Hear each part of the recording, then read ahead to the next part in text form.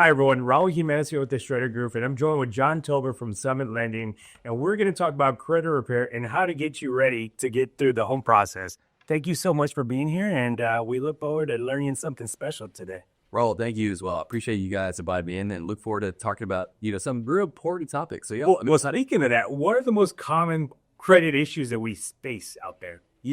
a lot of the first challenges is late payments, like late payments on a credit card or, that's a big part of it. And the important thing about credit is understanding that it doesn't have to be perfect. Like, it's okay. People make mistakes. Sure. We've all been there. And it's a matter of knowing that that pattern isn't something that continues. We can build off. Well, I think a lot of times people just don't know how to start the process. And maybe they say, well, I should have good credit, but they never establish credit. And then it's like, well, it's almost like a defect to them, right? Exactly. Yeah. But there's ways to bounce back from it. Yeah. So then beyond the score, I mean, we all know payments, history, all those other things. But behind the score, what are you guys as lenders looking at to qualify people to go ahead and get into the purchase process? Right. So qualification as a lender, we are looking at credit, income, assets. Mm-hmm. So stability of employment is a good thing. Stability of income, credit, get an idea of how well you've been able to maintain and bounce back for some things that have happened in the past. Money saved is also equally important. So you've got some, 3 months of reserves is a good number. Down payment as well is also a good number, but you don't need to have all of that in this market. But going back to your question, as a lender, we're looking at these 3 components and figuring out what the strengths and weaknesses are and how to properly advise somebody to be ready to go and confident in a market where it's just a great time to get a lot from a seller, get low interest rates, and just win. Okay, so with that fact, let me ask you this question. So a lot of us out there in the real world have Credit Karma, right? It's free and everyone can look at it. Sometimes people say it's a little bit lower on the credit side versus some of the Experian or other models. Sometimes they get net notification every single day, and it's saying, "Oh, you got dinged. You went up. You got dinged." What do you say to the people out there that are looking to buy, but they just feel overwhelmed? They're like, "Man, my credit score might not just be there." Yeah. Well, the first part is to talk with someone who can guide you through it. And overwhelming, it's a common part of buying a home for the first time. So it's okay to be overwhelmed, but the guidance is important. So I think where you want to start is Credit Karma. These credit report is a good place to get a measuring stick on where the credit is. But it's not always the end result of the answer. So what I mean by that is mortgage companies use a different credit reporting system that gives us different scoring rates that Credit Karma does not. Right.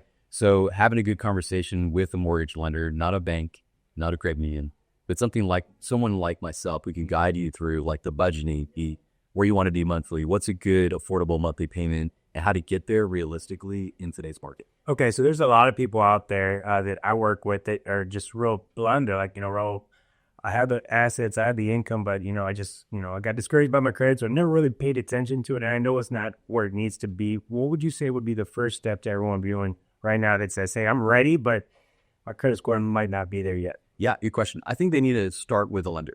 There's a lender that can guide them through it because they may be ready. And so give you a great example.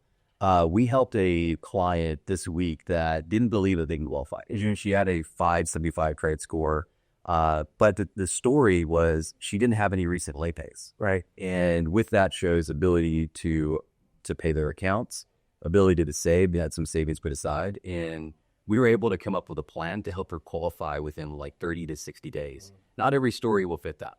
Glad you said it that way, because I had a client not too long ago that's like, hey, my credit score is not that great, but I plan on paying all this debt back when I get my tax return, right? And of course, that's future talk, but I'm like, yes and no, because that could be a bad part, right? You're absolutely right. Yeah, you're right. And that's come from experience, right? Because if the buyer puts the money in the wrong places, it's not going to give them the leverage they believe in the credit score. Right. So there is a formula to it, and having the right guidance to figure out, okay, which accounts should you pay off? Does it equate to a better DTI ratio? Sure. Does it equate to a higher credit score for the better buying power picture that you want? Those are the things, the mechanics and strategy that we talk through. So as a lender, we all have credit cards. We have all that stuff. Yeah. Everyone always says, don't pay it down to zero. Have a little bit of revolving debt. What is that magic number? So if you keep balances on credit cards, around 30% utilization. So if you have $1,000 high limit, keep it about $300. That balance is mid start. Okay. A couple installment accounts. So if you have a vehicle loan and some other installment accounts. Two is a good healthy number. Maybe 2 credit cards. I think that's a good start.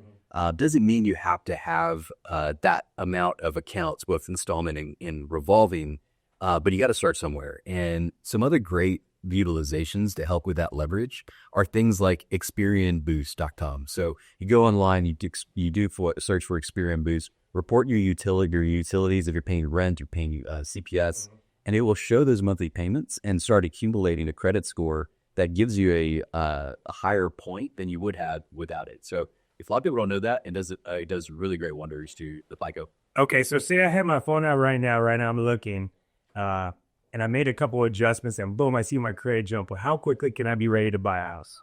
So it depends on the situation, right? So it's hard to answer with it, but I will tell you that if you made the right moves and you made the adjustment, you could be as early as 30 days or a couple weeks. So give me another good example is we could, if you send us, the mortgage lender, a copy of those paid accounts, we can have that report with the higher score in a matter of possibly like a week and a half. So the answer to that is it could be as early as a week to a week. Oh, y'all call it what, a rapid rescore? Rapid rescore. Okay, explain that real quickly to the viewers. Right. So what that means is we get let's say we get a plan together to pay down a credit card. We take that balance, we send it off to the credit agencies internally, and rather than waiting 30 days for the credit agencies to report the new credit score, we will have this updated for you within about a week or two from that point. So it does accelerate the process. So you don't have to wait that 30-day time frame to let the credit reports do their updating. All right, the magic question. What is your biggest advice to everyone to make their credit score shine? I think the first thing is to take the first step, get an idea of where your credit stands today. I think that's the most focal point. You know where you are. And once you have an idea, then do some research. There's a lot of great tools online, AI. Now, AI's service is opening, but sure, it's a good start. I would start with that. And once you feel like you're comfortable and you're ready, reach out to a mortgage lender or realtor who's got a great mortgage lender partner and find out how close or how far away you are based on your individual financial position. So everyone's different, but having that first step is a first thing. The other part to that is not being discouraged or overwhelmed because it's easily done. But if you just take that step beyond that barrier, there's a whole experience waiting for you. You just got to take that first step. So now that they're ready to take the first step, how do they get in contact with you to start making the plan? Yes. So you could either call me direct I'm sure you'll put the number there, text me, or reach out to our on our website. Thank you all so much for watching. Thank you, John Tober with Summit Founding. If you're ready to start your journey on preparing your credit and getting into homeownership, please feel free to reach out. Please also like and subscribe our channel. Thank you all so much and have a blessed day.